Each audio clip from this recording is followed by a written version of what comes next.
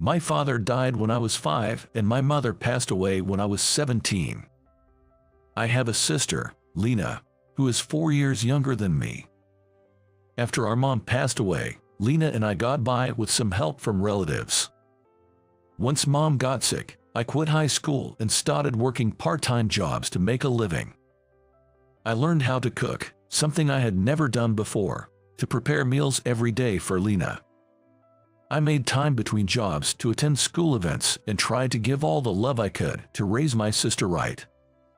Lena always expressed her gratitude to me. She's a very honest, hard-working, and lively girl with many friends because of her personality. Eventually, I left my part-time jobs and was lucky enough to get a job at a local company. Lena, on the other hand, went to a high school for welfare studies and, after graduating, started working at a welfare facility. Henry, since we lost Dad and Mom early, there's no one for us to care for, right? That's why I wanted to work at the welfare facility, to help people who are physically struggling. I was really impressed when I heard her reason for choosing her job. I'm proud of how well my sister has grown up. With her employment, Lena began living on her own, and we started living apart. At her workplace, Lena, always smiling and friendly, seemed to be well liked by the elderly residents and her colleagues. Lena has always been earnest and gives her all in everything she does. That attitude must touch people's hearts. That's something our late mother always used to say. Remember, whatever you do, give it your all with all your heart. If you do, your feelings will get through and ultimately lead to good results. Dad always used to say that too. I believe Lena inherited that spirit from our mom. As for me, I'm clumsy and not very savvy. I get flustered easily when I'm rushed, often irritating those around me. The company I work for supplies locally grown and processed vegetables to supermarkets nationwide. My department manages the sales of these products in supermarkets. It's been 8 years since I joined the company, but my time at work hasn't been very fulfilling or successful. I've been living some pretty remarkable days. That's why they still don't trust me with important jobs. Then one day, there was a seat change in the department, and I had to work next to Oliver, the head of the department. Oliver is quiet and unsociable, but very competent at his job. He's around 50 years old, with a handsome face, looking more like he's in his 40s. I find him a bit hard to handle. I've never seen him smile, and his face when he's working is kind of scary. Once, when I asked him something I didn't understand, he snapped, "Are you asking me something even a newbie would know?" Since I started working near Oliver, I was always nervous and felt overwhelmed every day.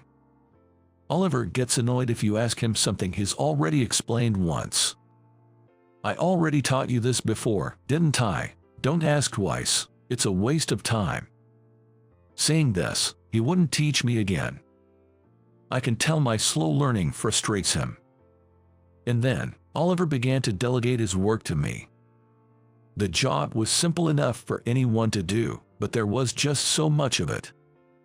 I had to check the sales of products delivered to each store and identify the popular items, but with so many types, I couldn't finish without working overtime. Although the tasks were simple, they were time-consuming and tough. Afterwards, Oliver didn't assign me any difficult tasks. He just kept dumping a large quantity of easy tasks on me.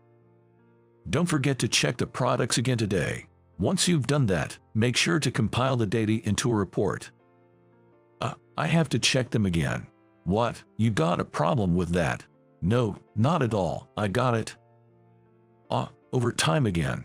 Even when my overtime was inevitable due to the workload, Oliver would leave without saying a word. I wish he'd help out a bit. I guess he just doesn't like me. And probably thinks I'm not capable. That's the feeling I had. Amidst these days, I got some happy news from Lena. She was getting married to her boyfriend. He was the son of a doctor she met through her work. I had met him several times after Lena introduced us. He was a calm and well-mannered guy. I thought he would surely make Lena happy. And being a doctor's son, he probably wouldn't struggle financially. Kind of like marrying into a wealthy family. Lena, who had lost our parents early, had been through a lot of hardship. As her brother, I was happy to know she was marrying into a wealthy family, but then I got a call from her. "Hello, Henry. What's up all of a sudden? What's going on?" I've decided to marry him." "Oh, really? That's great. I fully support your marriage to him." "Yeah, so I want you to come to the wedding." "Oh, of course." So I was going to attend Lena's wedding. I reported it to HR and also to Oliver, but he just said I see and nothing more. Man, at least a congratulations would have been nice, I thought. 3 months passed, and on the day of the much-awaited wedding, I headed to the venue in a newly tailored suit. I even prepared a high-end camera to capture Lena's big day. I was really looking forward to my sister's wedding. While excitedly imagining Lena in her bridal gown, I was on my way to the wedding venue. While waiting for the traffic light, I spotted an old man sitting on the edge of the road, unable to move. He must have been around 70 years old. He was sitting with his belongings, holding his leg. I rushed over and asked, "Are you okay? Could you give me a hand?" I immediately offered my shoulder and suggested taking him to the hospital, but he smiled and said, "I just stumbled a bit. I'll be fine once I get back to my facility." "Really? Where is your facility?" I was surprised when I heard the details from the old man. It turned out he was attending the welfare facility where Lena worked.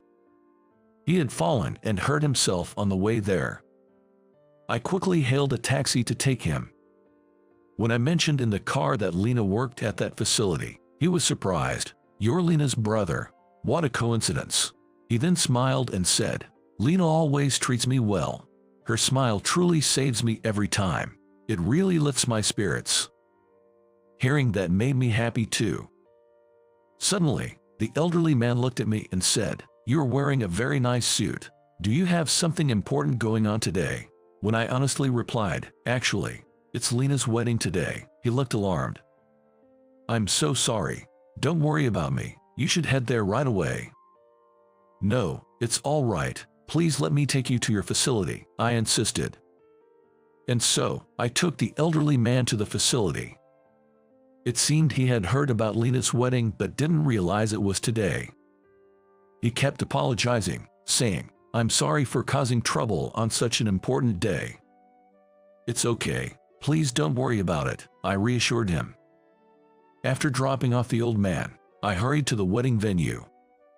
I jumped into a taxi, but unfortunately, traffic was heavy, and I arrived much later than planned. I managed to make it in time for my speech, but I felt indescribable disappointment for not being there from the beginning, as I had looked forward to the ceremony. Lena comforted me, saying, "I'm just happy you could make it," but I still felt mixed emotions.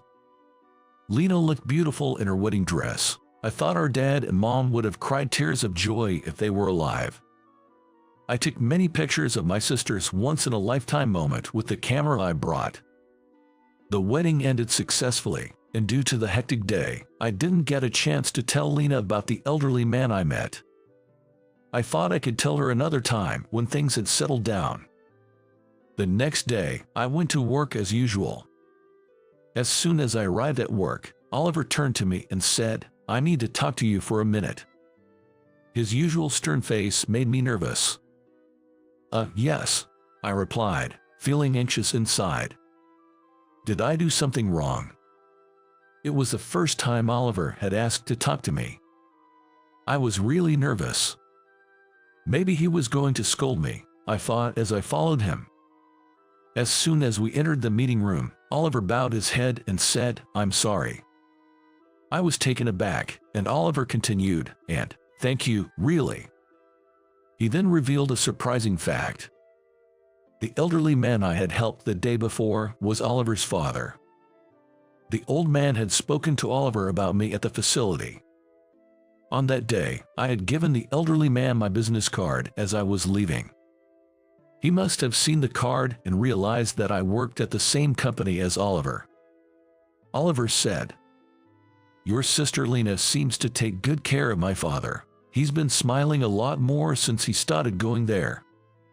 While saying this, Oliver smiled warmly, a sight I had never seen before. I was a bit shocked to see this side of him. Oliver continued to talk happily about his father. He must really love his father. He even shared memories of his father from his childhood. Then suddenly, Oliver said, "I have high expectations for you." "What?" I exclaimed in surprise. I stared at Oliver, making a silly face. "You'll do well once you've got the basics of the job down.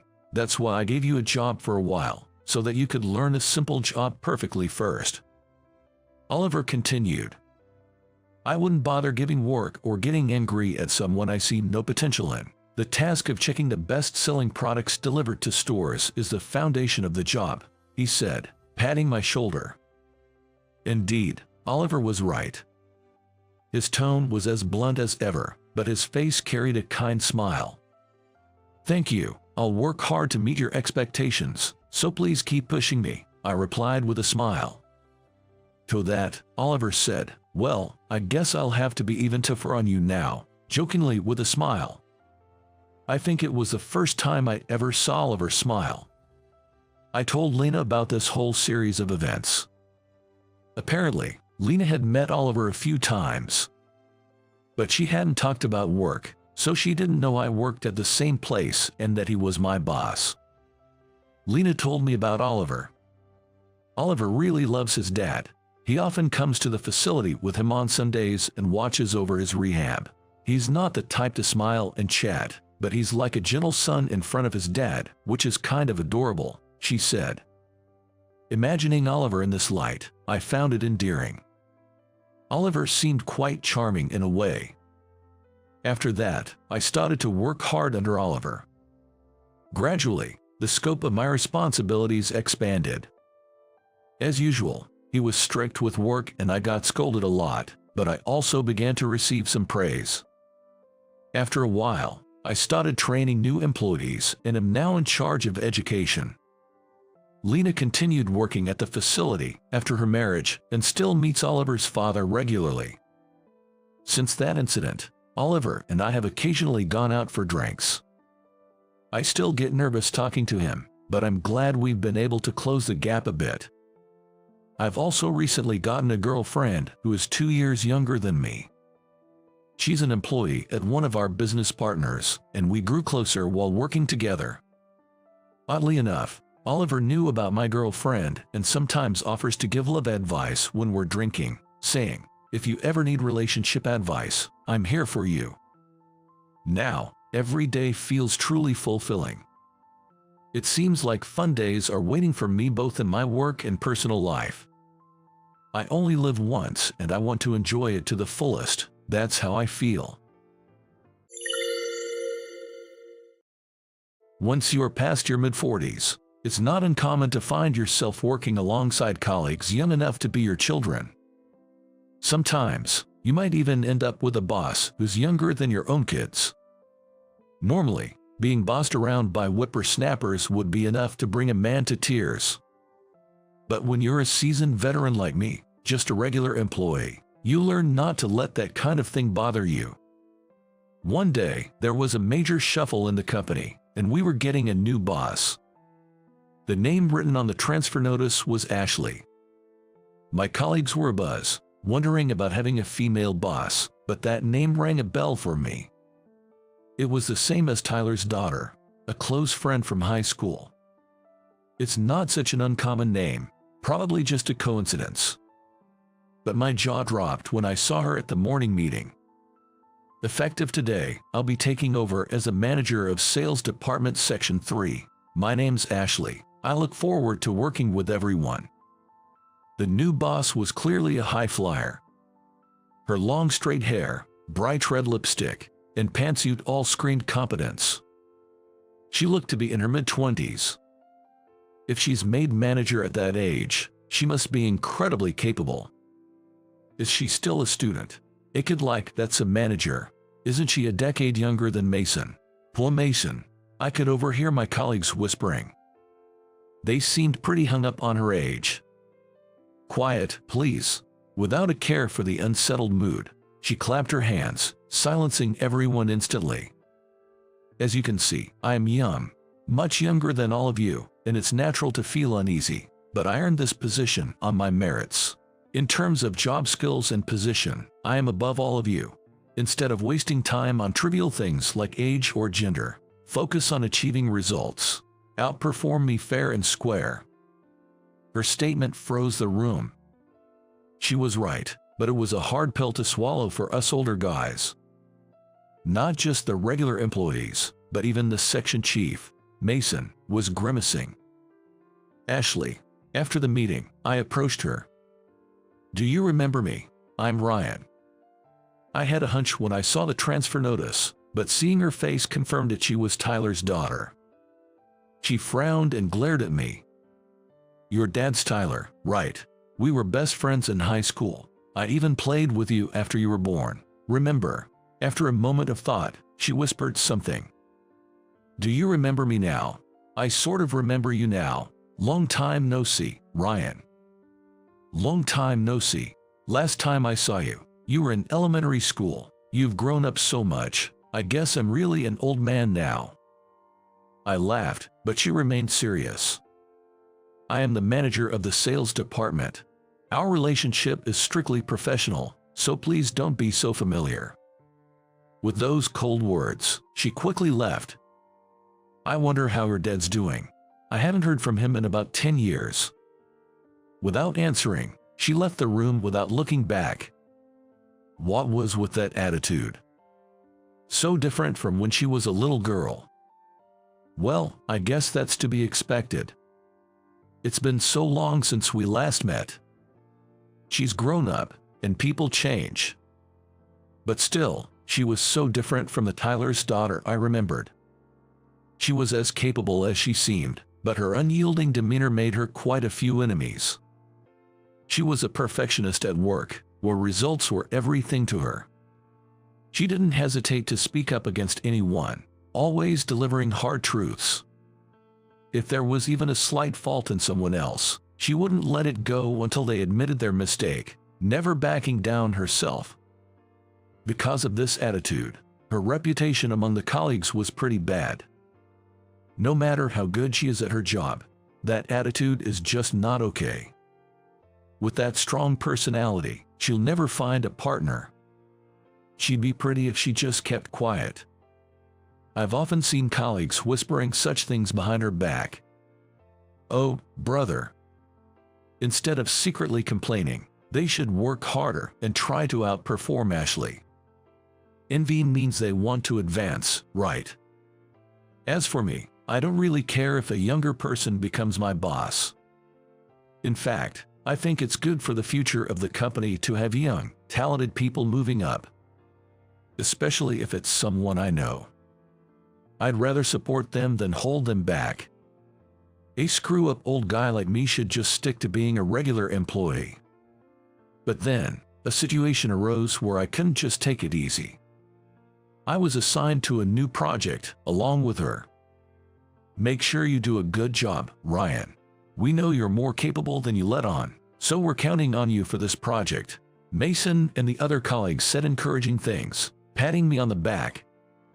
These guys. They just didn't want to work with her and dumped it on me, didn't they? This was a big project, honestly too much for me, but since no one else volunteered, I had to accept it. And today, it was just the two of us meeting to discuss it. You're 2 minutes late. As soon as I entered the meeting room, she said that. I just stopped by the restroom. My apologies. I had informed you of the start time. Please make sure you act in time, and stop saying my apologies. I'm sorry. I'll be more punctual next time. She let out an obvious sigh. Ryan, I just don't see any motivation in you. Why did Mason recommend you for this project? Maybe because I looked free. I couldn't tell her that I was probably pushed into this by Mason and the others, so I brushed it off, and she frowned as usual. How old are you again? Next year I'll be the same age as your father, 50. And you're not embarrassed to still be a regular employee. Why should I be embarrassed? Capable people get promoted, and those who aren't stay regular employees. I'm just content with the system. Don't you want to advance?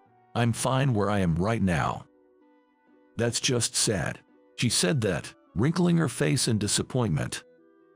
Do you have any kids? I'm a proud bachelor. I see. Maybe that's for the best. If I had a father like you, I'd probably despise him. Her unapologetic way of speaking made me laugh. But honestly, I think the same. I wouldn't want a dad who lacks motivation at work. Marriage itself just doesn't seem right for me. I've liked many women, but I could never bring myself to want to share their lives with me. Marriage and parenting. Taking on such responsibilities that you can't easily shed. No thank you, that's still my view. Since it's the only life I have, I want to live it fully for myself. I guess that's just the kind of person I am. Why are you laughing? Sorry, you're absolutely right. I'm not cut out to be a parent. Someone like Tyler should be the one. Are you talking about my father? Yeah, is he doing okay?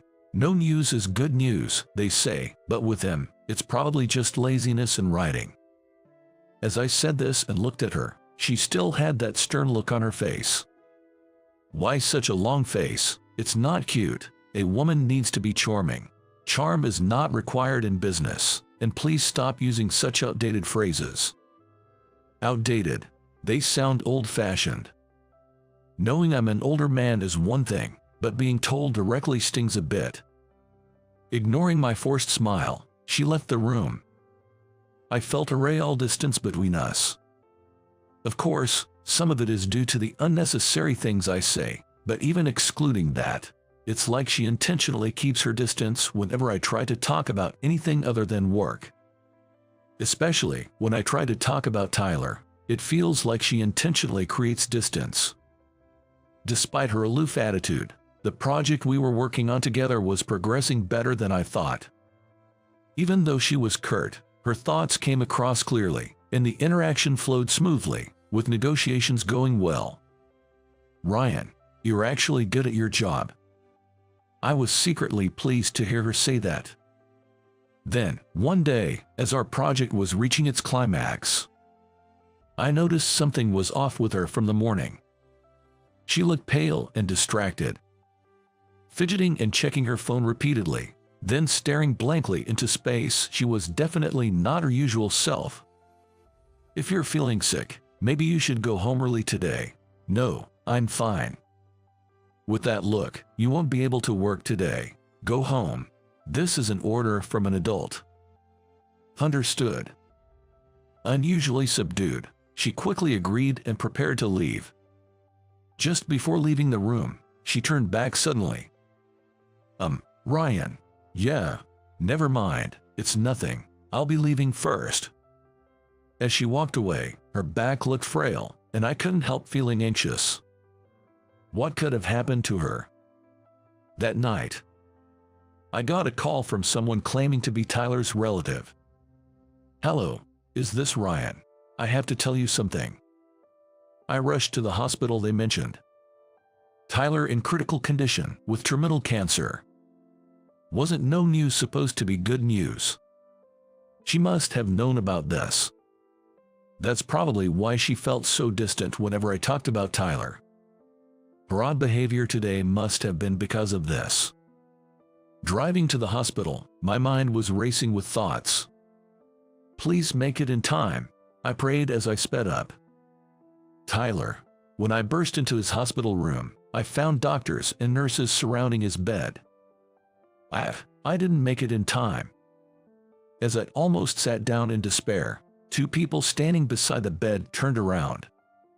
One was the woman from Tyler's family, who called me, and the other was Tyler's daughter, my boss. Her eyes were red and swollen with tears. How long has he been in this condition?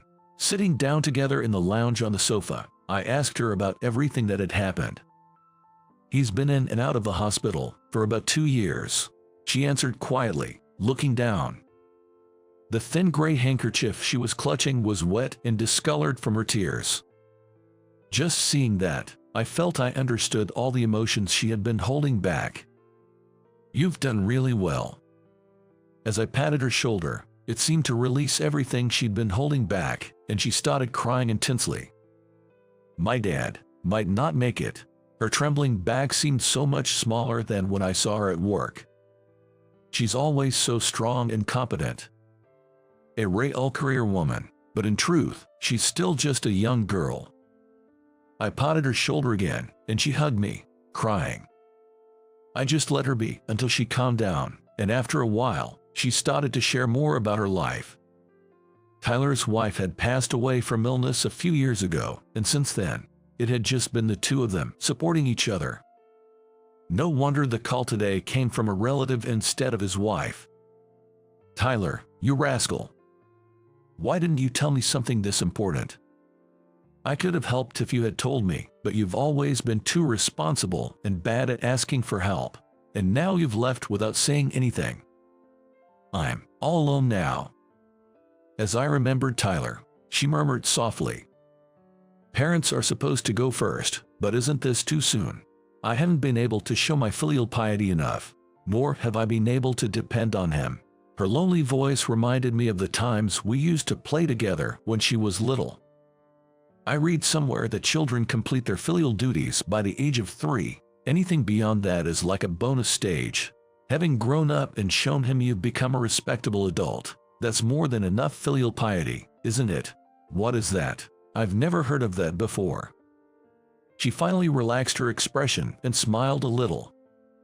"Not enough pampering. Well, I guess it can't be helped. Consider me your dad's best friend, as your father from now on.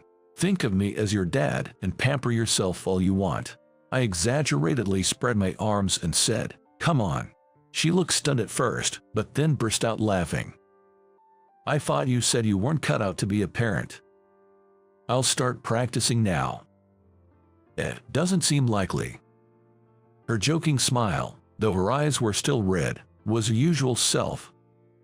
"If I could depend on the Ryan I remember from my childhood, I would.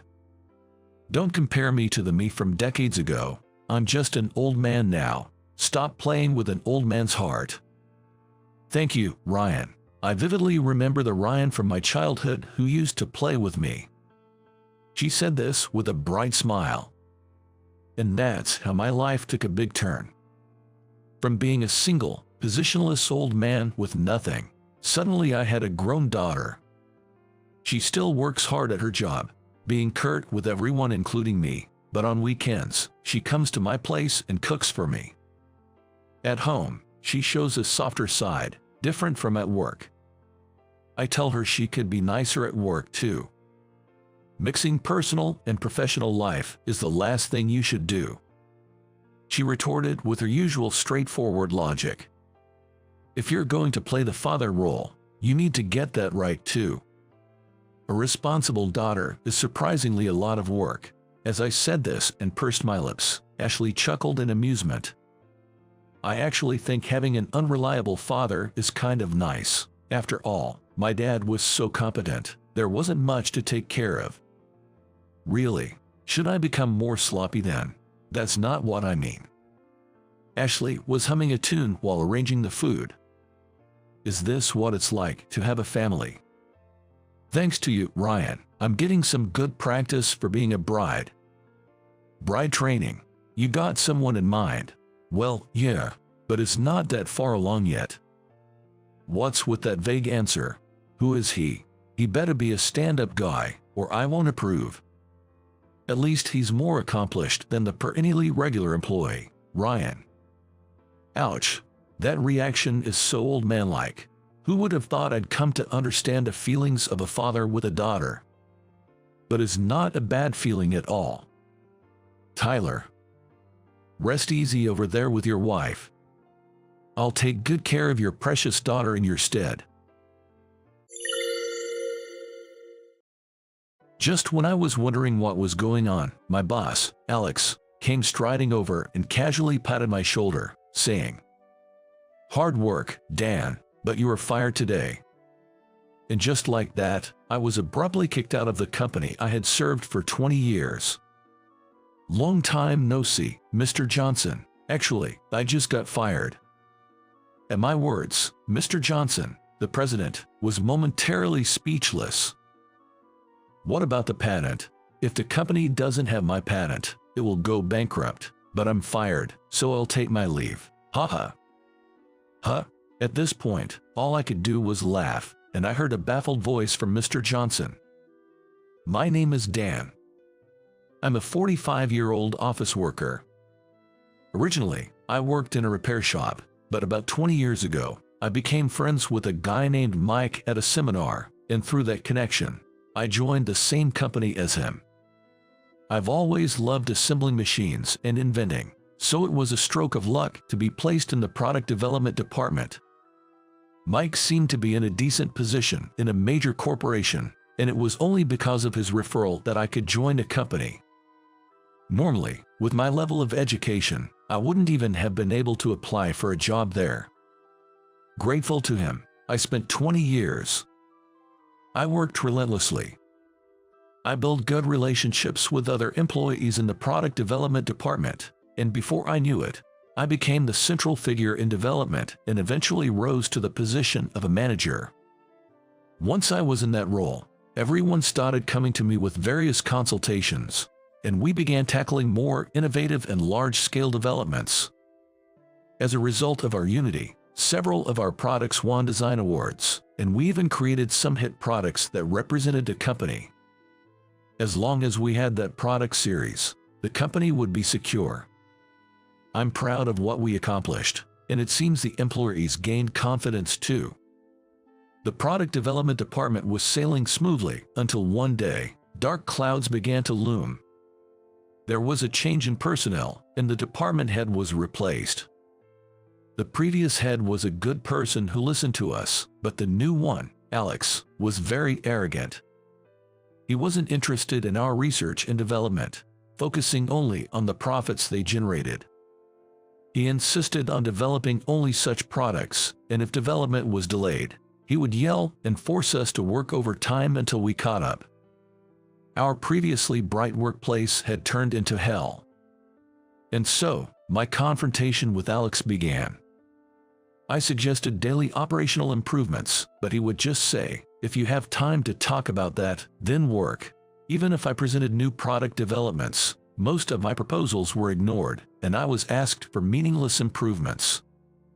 If a proposal was accepted and moved towards productization, I was rushed to complete it, given absurd instructions, and forced to work overtime until it was done. Once we managed to release a product and it passed inspection and was launched, all the credit and achievements were claimed by Alex. Before I knew it, everything from the authorship of the proposals to the details was rewritten by him. As a result, employee motivation plummeted, and some started leaving the company. Currently, only those who cannot resign immediately due to family or financial reasons remain. Knowing we couldn't choose to leave, Alex exploited us even more. Overtime became the norm, and we were forced to handle even his tasks. He would just give orders and leave at the regular time, leaving all the remaining work to be completed by us within the day. As a result, we continued to struggle for days, handling an enormous workload with fewer staff. I approached Alex about increasing staff, but, as expected, he ignored it. Only the weak ones quit. The ones who stayed should cover for them. He himself has absolutely no interest in development work, let alone involvement or assistance. Indeed, the only saving grace was that Alex, who had never been involved in development, didn't interfere. However, we are constantly demanded to produce high-quality products and proposals. No matter how good the products we create, they end up being taken over by him, a fact that is silently driving the staff to despair, feeling exploited and hopeless. Watching my colleagues become increasingly haggard day by day, I wondered what I should do. At this rate, the product development department will fall apart. The skills of those who have worked so hard up to this point are high. Honestly, they could probably make it in another company. but finding a new job takes time, and resigning voluntarily means a reduced severance. Besides, I doubt Alex would let them resign normally. That fear has led many to resign themselves to staying. Sure, we receive a salary, but considering the overtime, it's not worth it. Moreover, despite working beyond regular hours, Alex seems to be covering up that fact. Perhaps the only option is to speak directly to higher-ups, but that's a last resort. I have many grievances against Alex, but I care about this company and don't want to escalate things and tarnish its image. Does he really want to turn his own company into a black company by enforcing such unpaid overtime? His actions could damage the company if rumors spread. It would be more than just a departmental issue. It could severely harm the entire company and lead to many job losses. How did someone like him become a manager? I love this company and my job, but I can't agree with prioritizing seniority over merit. Actually, people unrelated to the work, like him, being in major roles and exploiting employees' achievements is happening. I'm not against the old ways and methods, but there are certainly harmful traditions that still exist. Alex's favorite saying is, "Back in the day, this was all normal." It's standard for junior colleagues to respect their superiors, right? He exudes arrogance that might have been acceptable in the past. I wish he would realize that times have changed. And someone needs to say that. Maybe that someone should be me, the manager. I steeled myself and decided to have a proper conversation with Alex. "So, what do you want?" That day, I called Alex to the conference room. He obviously didn't hide his annoyance, but agreed to talk. "I have a business dinner later. I'm not as free as you guys," Alex said, laughing, "but we're not free either. In fact, we're cutting back on sleep because of him." "Alex, you really need to change your behavior. Do you realize what you're doing could be illegal?" "Huh, what are you talking about? You guys are choosing to work overtime. I never forced or recommended it." I was utterly disgusted by his blatant lies. Doesn't he realize that if someone sues, the company could be in crisis? The staff is at their limit. Please, return the achievements and rights you've taken from them. I pleaded deeply. But all I got in return was his loud, mocking laughter. "What are you talking about? You should be happy to work under me. You like your job. That's why you don't quit, right? That can't be true. Everyone's at their breaking point. Do you intend to ruin this department? If it collapses over this, then so be it." With that, Alex brushed past me and left the room. I never thought communication with him would be this impossible. I let out a heavy sigh. I have to report this to the higher-ups somehow. Reluctantly, I worked overtime with the staff that day before heading home.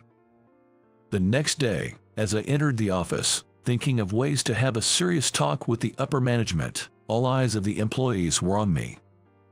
Just when I was wondering what was going on, Alex walked up to me and casually patted my shoulder, saying, "Hard work, Dan, but you are fired today."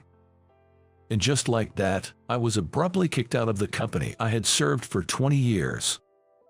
Holding my bag, I left the building in shock, and after a while, anger started to bubble up inside me. I took out my cell phone and called a certain number. "It's been a while, Dan. It's rare to get a call from you."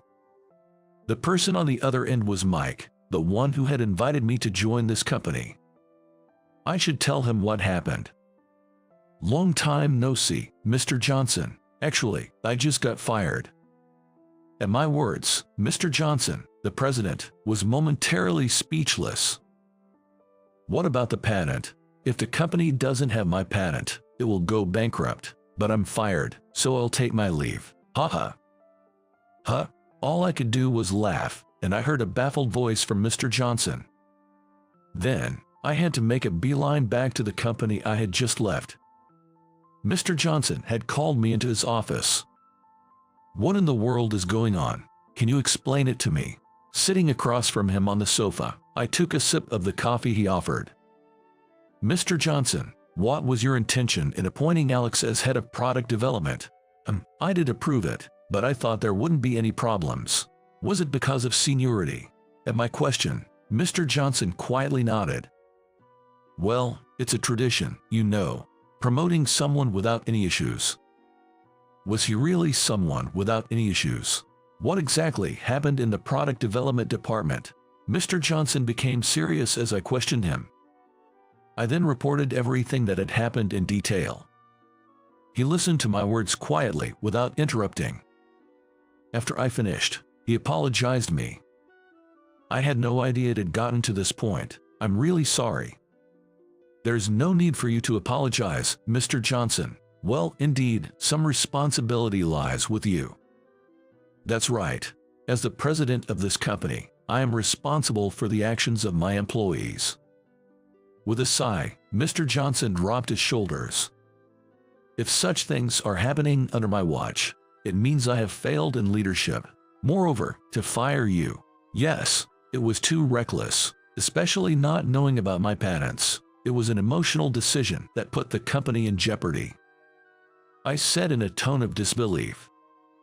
Alex probably fired me, the vocal one, to set an example, but as someone who has been involved in product development for 20 years, I hold several patents. If I leave, the loss to the company would be immeasurable. Especially if I were to join a rival company, it would be catastrophic. Alex exposed the company to risk just to flaunt its power. Such childish and thoughtless actions gave me a headache. But Mr. Johnson seemed to have a different view. Indeed, Alex's performance as a manager has been good, but I haven't heard of any extraordinary achievements. Looking me straight in the eyes, he continued. In fact, since he became manager, there have been many complaints about the increase in resignations. Issues like overtime and taking credit for others' work are news to me. Indeed, from HR, the high number of resignations must have been apparent.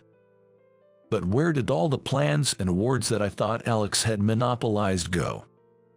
From the company's side, bonuses and awards are supposed to go to the proposers, not Alex, but you guys haven't received them, have you? Mr. Johnson asked me, seeking confirmation, and I shook my head firmly.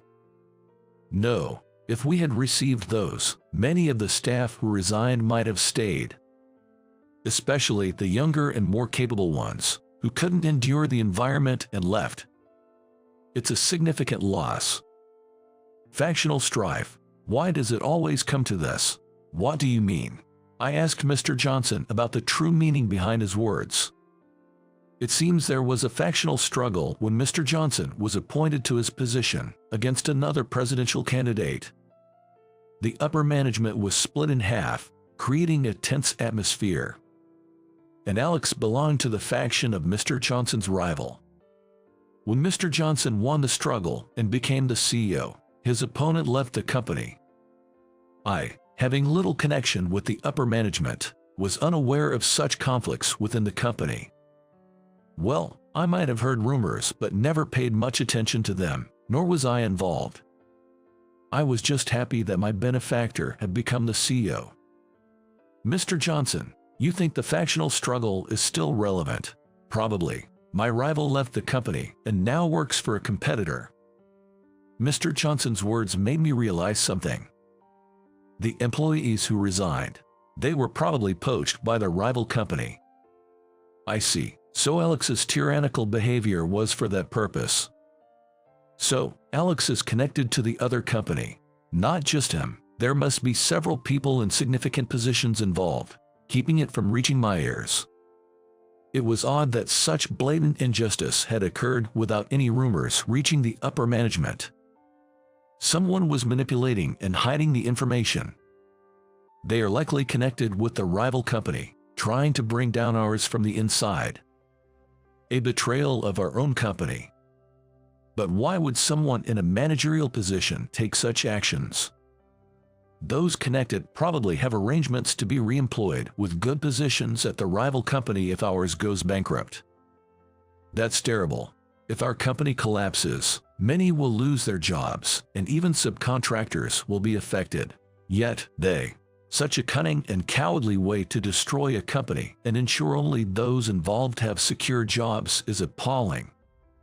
They probably wanted you to resign, Dan. You've contributed much more to our company than they anticipated, so they fired you. So, they made up a reason to fire me because I wouldn't resign. Yes, as I said before, you hold the patents. If you leave, it would be a tremendous loss for us. Mr. Johnson continued, frowning. The plan was likely to poach you after you left. I can believe it. I think it's true. You'd probably have received an offer within a few days. That explains the sudden firing, but it's frustrating to think they expected me to easily sway. But I wouldn't sell out everything to a rival company. At least not while Mr. Johnson is still here. I wouldn't let my patents go to another company. They probably never considered that. Indeed, I've been underestimated. Good thing you're a man of integrity, Dan. Mr. Johnson's face finally relaxed, having been tense all this time. Anyway, I have no intention of approving your dismissal. If any such documents are submitted, I'll handle it immediately. So, does that mean I'm not fired? Of course, I want to build up this company together with you. Mr. Johnson's words finally allowed me to feel truly relieved. And with that, I knew what had to be done. It looks like we need a major cleanup, he said with a calm smile, though his eyes burned with anger. From there, it was a race against time. While Alex and his crew still believed I was fired, Mr. Johnson gathered trusted employees and executives to share information. Together, we uncovered numerous discrepancies and gathered evidence. Mr. Johnson's prediction that Alex and his team would let their guard down after they thought they had achieved their goal of firing me was correct. The product development department seemed despondent after my departure, but Alex was in high spirits, leaving on time for a dinner meeting. We identified the executives and employees who went to the same location, and while they were enjoying their banquet, we gathered solid evidence of illicit document removal and tampering. And so, a considerable amount of funds and personnel. And then we discovered the fact that technology had been leaked to a rival company. Now, all that was left was to use this evidence to completely cleanse the company of its rot. Then came Monday. Some employees and executives who came to work turned pale as they heard the unexpected decrees from Mr. Johnson at the morning assembly. "What do you mean I'm fired?" Alex erupted, and others who received the same fate of dismissal, transfer, or demotion joined in his uproar. Their cries of unjust treatment and threats of lawsuits were met with my scoff. "What? Why are you here? You were fired." Alex noticed me and started to make a fuss, but Mr. Johnson interrupted him. "I don't recall approving that. Who exactly gave you the authority to fire Dan?" That is. Alex's eyes darted around, but no one met his gaze. Some HR employees were conspicuously avoiding eye contact. Most likely, it was that employee who processed my dismissal. Well, as for the unjust personnel matter, let's explain the reasons for these personnel changes and dismissals right here, Mr. Johnson said. Upon hearing this, the clamoring crowd turned pale. Some were caught by the security guards while attempting to physically attack the president in their rage. Before I knew it, the guards from the security company we contracted were strategically placed to suppress any potential riot. The employees who were unaware of the situation were initially frightened by the atmosphere, but as the president started to explain the recent events, the room quieted down. Eventually, as they learned the whole story, their anger turned towards those who had betrayed the company. Especially the product development department, which had been thoroughly trampled upon, was seething with rage, their glares piercing Alex with the intensity of their long-held grievances. Realizing the depth of their resentment, Alex was visibly shaken and trembling. He probably understood better than anyone the depth of their hatred.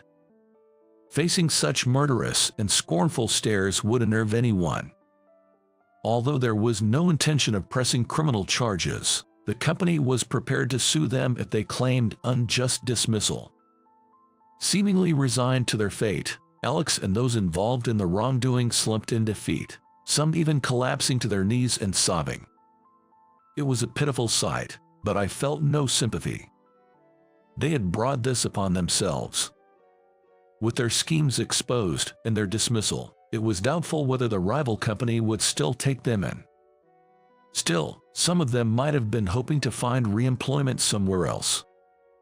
Personally, I doubted the reliability of a person who would cold-heartedly use and discard others in such a scheme. Regardless, the hellish days since Alex's appointment had come to an end like this. And so, I returned to the product development department. Considering the future, the staff welcomed me back with open arms as I was promoted.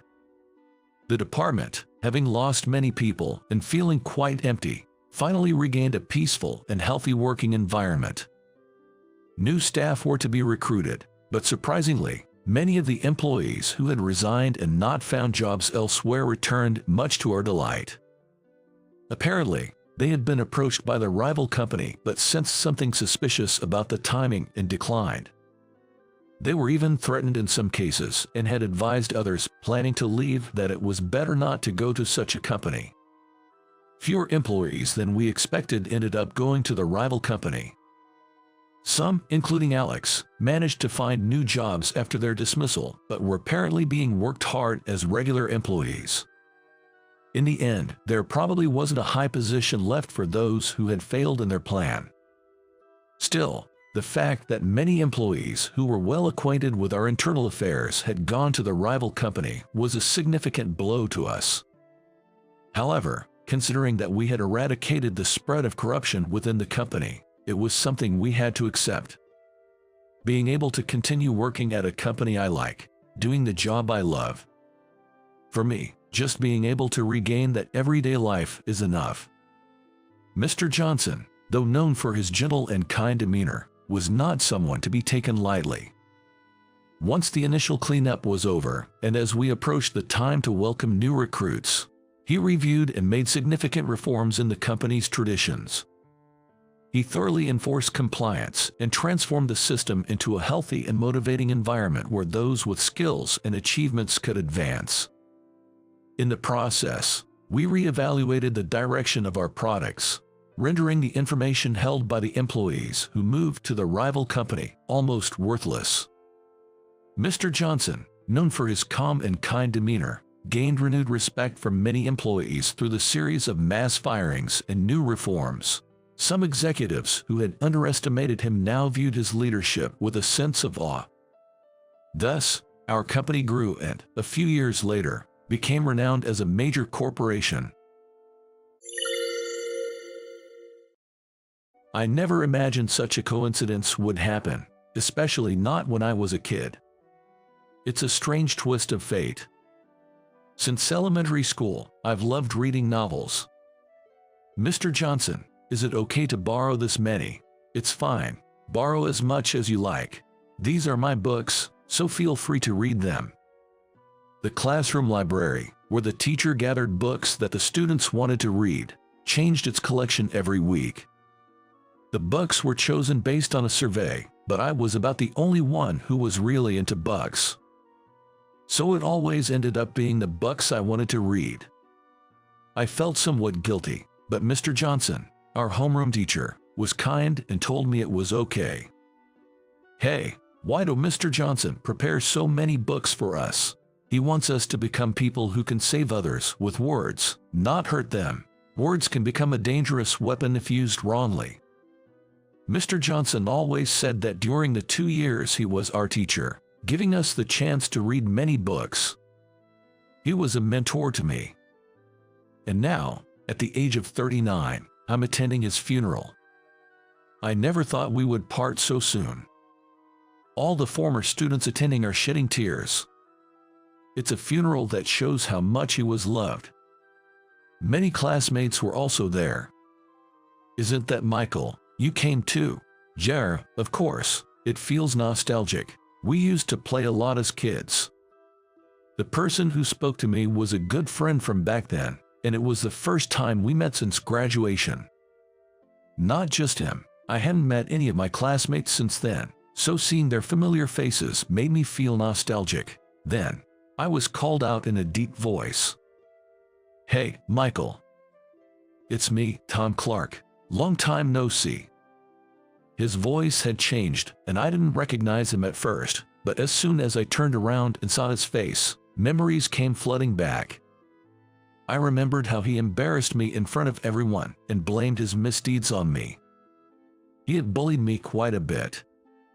As I struggled to find words, he snorted, laughed at me, and clapped me roughly on the shoulder. "Been doing well. You went to that smart middle school, so we never had a chance to meet." That was his way of being sarcastically rude. He hasn't changed in the way he has always looked down on people. Tom went to a prestigious school everyone knew, and I went to a middle school with a lower academic standard. I had taken the entrance exams because of my parents' wishes, but my academic abilities couldn't keep up, so that was the only choice I had. "How were your 3 years in the middle school? Did you enjoy them?" As I struggled to answer, Tom had a smug smile on his face. Just as I was wondering how to escape the situation, Kevin, who had been the class president, raised his voice. "Everyone, if you're free after today, how about we hold a memorial for Mr. Johnson? Since we've all gathered, it could also be a reunion. Let's talk about him. I'm sure he'd be happy about it from up there." Everyone agreed with Kevin's suggestion, and those who could make it decided to go to a bar. I had some time after, and it had been a while since I saw everyone, so of course, I decided to go too. The only thing bothering me is Tom. I don't want to be harassed like in the old days, even now as an adult. With these worries, I changed out of my funeral clothes and joined about 15 people at a bar. "Been doing okay. What have you been up to lately?" "I've been working hard at the factory. I just changed jobs recently." It wasn't just me meeting everyone after a long time. As we all caught up, asking about each other, it somehow became my turn. "I've been." "You're fine, Michael." As I opened my mouth to speak about my current life, Tom spoke first. "No need to force yourself to talk about your daily life." He said it with a deliberately kind face. He doesn't know anything about my life. Michael has been struggling in life. It's sad to make a classmate you haven't seen in a long time talk about that, right? Indeed, my attire today was an old t-shirt and shorts, hastily changed from my funeral attire, so it was a bit wrinkled. With Tom's presumptuous tone and my less than pristine clothes, they probably thought I was really struggling. The other friends didn't try to ask about my current situation. Tom has always been like this. He's good at making a nice face to those with power or popularity. Plus, he's eloquent, smart, and athletic, so he's strangely persuasive. He could say anything about me, true or not, and people would believe him. As I felt a wave of sympathy from those around me, the atmosphere turned somber. Kevin, trying to be considerate, changed the topic. "How have you been lately, Tom? You have a daughter, right? Jer. She just became a high schooler, and she's about to debut as a novelist. She's getting published soon." Tom's expression brightened at that, and everyone was surprised. "That's amazing. What's the book called?" "It's a romance novel called Your Hand. She got scouted by a publisher after I posted it online." About that book, as I tried to speak about the book, Tom let out an exaggerated sigh, cutting me off. "Sorry, Michael. If it sounded like bragging, I apologize. I'm just happy for my daughter. Don't worry, I'm not asking you to buy it. It'll probably be in libraries soon. I'd be happy if you read it then." Tom's comment made it seem to everyone else like I was trying to interrupt out of jealousy. Of course, I wasn't thinking anything of the sort, but that's the image that stuck. Even when paying the bill, he made sure others could hear him. "Let's all go Dutch, Michael, you're fine. I'll cover for you. Next time we meet, just listen to my stories, okay?" And with that, Tom added insult to injury. Everyone paid, but in the end I didn't. I had my wallet and enough money to pay. To be looked down upon and treated so miserably at this age, it's so embarrassing. It makes me want to cry. Even if I say I have money now, probably no one would believe me. After everyone dispersed and it was just the two of us, Tom dropped his pleasant facade and muttered, "Must be tough being incompetent." I was seething with anger, but I refrained from shouting. It seemed pointless, so I just walked out to the main street from the alley. Then, Tom's wife came to pick him up, and he brightened up again. "I was nearby, so I came to get you." "Thanks." She was a very beautiful, cheerful woman, and they looked good together. "This is my wife. She's an executive secretary. You probably never get to meet someone like that," he said in a voice quiet enough for her not to hear, then walked away without looking back. In front of everyone else, he's kind and cheerful, but around me, he's just mean. I bet none of our classmates would believe that Tom, who's on the fast track to success with a beautiful wife, could say such things. Thinking about all this, I walked home alone, feeling lonely. In my apartment, where I live by myself, I read a novel.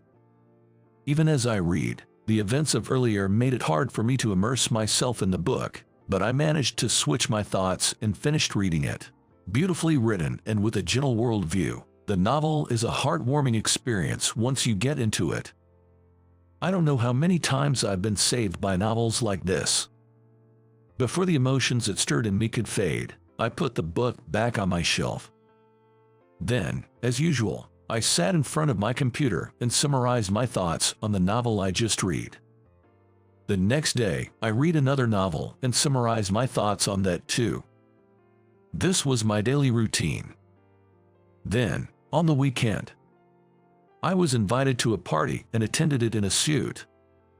Ladies and gentlemen, we are now starting the book launch party for Your Hand by Emma Clark. Sitting among the guests in the large venue filled with publishing professionals, I listened to the announcement. Next, we'll hear from Mr. Smith. As the people involved in the project took turns giving their speeches, my name was called and I went up to the stage. I'm Michael. I had the honor of writing the endnote critique and a cover comment for Your Hand. First, I want to thank editor Bob for this opportunity. As I nodded to Bob, I looked out over the audience and saw Tom's face. He looked shocked, his eyes wide and his expression incredulous. The first thing I felt when reading Your Hand was the freshness of the writing. It's something I, as an author of over 20 years, couldn't possibly express. While I did feel parts were still immature, there's a certain expression only possible due to that immaturity. It's something that will change as you grow, so please fully express what can only be enjoyed now. It's a weapon that can capture the hearts of young people, as it's true to your age. Thank you, Emma whispered, her eyes brimming with tears. I hadn't known they were father and daughter until Tom mentioned it yesterday, but the editor had told me she was an ardent fan of my novels. She started writing after reading my books. It was gratifying to know a young person enjoyed my work, and that's why I accepted the task of writing the endnote and cover comment. I continued my speech. I'd like to share a bit about myself. As a kid, I loved the library my teacher, Mr. Johnson, set up. Every week, it was filled with new books. Back then, I was bullied by classmates and it was tough, but I had to go to school to read those books, so I did. I realized just recently at Mr. Johnson's funeral that he might have known about my situation and deliberately stocked my favorite books. Tom's face grew increasingly pale and he started trembling, looking down. It probably terrified of being exposed for his past actions. Dad, thank you, his daughter said, oblivious to his inner turmoil. The situation was bizarre. I wasn't the best student, but thanks to reading a lot in elementary and middle school, I won a newcomer award in my sophomore year of high school and debuted as a novelist. After debuting, I struggled with writer's block and clashed with my editor, who wanted media exposure while I preferred to remain anonymous. Despite everything, I believed that novels don't betray you and have continued writing. And one more thing, Emma is still young and beautiful, so the media will want to showcase your looks. But I believe a novelist should be famous for their words, not their face. Be a novelist whose work is recognizable from the first sentence. After finishing my speech, the room filled with applause as I bowed. As I stepped down from the stage, various people complimented my speech. What a fantastic speech. If Mr. Smith writes the cover comment, it's bound to be a bestseller. Then Emma came to greet me. Mr. Smith, thank you so much for your speech. Not at all. I've read all your books. I've admired you since I was a child, so getting your comment is like a dream come true. Your novels have saved me so many times. She seemed nervous, but earnestly conveyed her feelings. Then, Tom, her father, approached, looking around cautiously. Can we talk for a minute? I took him to a corner of the venue, away from his daughter's hearing. Could you pretend the things I've done never happened? Tom's polite tone was eerie. What things are you talking about? I knew what he was trying to say, but I wanted to hear it from Tom's own mouth. The things I've done to you all this time. I don't want to ruin my daughter's life because of my actions. Tom said this with a trembling voice, looking smaller than I had ever seen him. If that's what you think, then don't turn words into weapons. I wasn't ready to forgive him yet. Please, don't reveal what happened in the past, please. I had no intention of revealing it. Words are meant to save people, but I want an apology from you, Tom. That would be saving me with words. His daughter, still not quite understanding the situation, was watching us from a distance. Tom straightened his back and bowed deeply to me. I'm truly sorry. Hearing those words, my heart settled a little. Listen, Tom, I can easily pay for a meal. I get a good amount in royalties, and I have quite a few jobs like giving critiques. Of course, I know. Emma loves your books. We have many at home, and I've read a few myself. I never imagined that Michael was you, Mr. Smith. You've been saving many people with your words. In the interview earlier, I remembered our teacher, Mr. Johnson. He knew I had a darker side and talked to me a few times. I couldn't reflect on it then, but now, even at this age, I realize how I turned words into madness. I've finally come to regret it. It's all come back to me. Good. Change your heart. For your daughter's sake too. I felt relieved seeing Tom deeply nod, truly repentant. After that, Emma's novel gained support from middle and high school students. It didn't become a bestseller, but it sold well. She remained a fan of mine, often mentioning me as her favorite author in interviews and on social media. Perhaps because of that, we decided to write a short story collection together. My dream has come true. She was genuinely happy at the meeting. I was truly saved by your words and managed to get this far, to be able to publish a book with you. It's unbelievable. My dad will be happy about this too. Tom is happy. My father has recently become a fan of your work, and he also checks out your serials, and we often exchange our thoughts on them. Tom doing that. It was a profound and strangely surreal feeling. It may be presumptuous of me, but maybe I've also saved Tom with words. Today, over a cup of tea, I'm still writing.